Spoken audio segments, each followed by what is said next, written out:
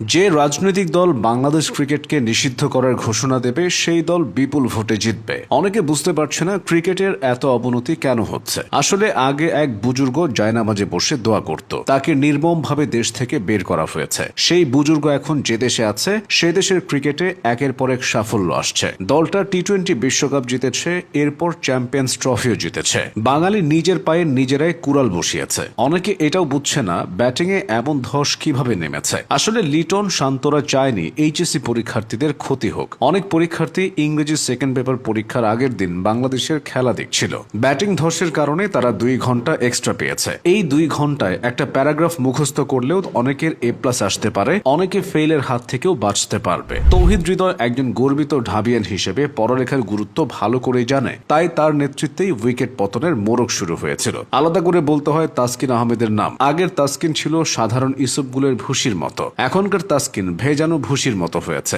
শান্তর অবস্থাটা স্কুইড গেমের এই পিচ্চির মতো। বাচ্চাটা কিছুটা না করেই কোটি কোটি টাকা পেয়েছে। শান্তও কিছু করে না, তবে দিনের পর দিন খেলে যায়, ম্যাচ ফি বাবদ প্রচুর টাকা পায়। লিটন দাসের অবস্থা এই ডিটেকটিভের মতো, কিছু করে না, শুধু দেখে। তাদের থাকা আর না থাকা একই ব্যাপার। IPL এ খেলার সময় মোস্তাফিজুর রহমানের শরীরে এনা পরিবহনের গতি আসে, কিন্তু জাতীয় দলে খেলার সময় মোস্তাফিজ হয়ে যান ঢাকা শহরের ফিটনেসবিহীন বাসের মতো। এই দলটায় আসলে কিসের অভাব? ছোট সাকিব আছে, ছোট তামিম আছে, ঢাবিয়ান আছে, মোনালিসা আছে, তাও দুর্দশা কমছে না। অনেকে বাংলাদেশ দলকে অযথা সমালোচনা করে। ক্রিকেটারদের স্বভাবের সঙ্গে আপনার স্বভাব যে মিলে যায় তা কি জানেন? ক্রিকেটাররা বাইরের দেশে গিয়ে মনের আনন্দে ঘোরাঘুরি করে, এরপর বাজে ভাবে হারে, তারপর দেশে চলে আসে। আপনিও ভার্সিটি যান, ক্যান্টিনে সিঙ্গারা খান, তারপর চলে আসেন। ক্রিকেটাররা হার থেকে শিক্ষা নিয়ে পরে ভালো করতে চায়, আপনিও নেক্সট সেমিস্টারে ফাটিয়ে দিতে চান। কোনো পার্থক্য কি আছে? ক্রিকেটারদের দুঃখ আর আপনার দুঃখ একই। কিভাবে তা বলছি। ক্রিকেট দল যখন শ্রীলঙ্কার বিপক্ষে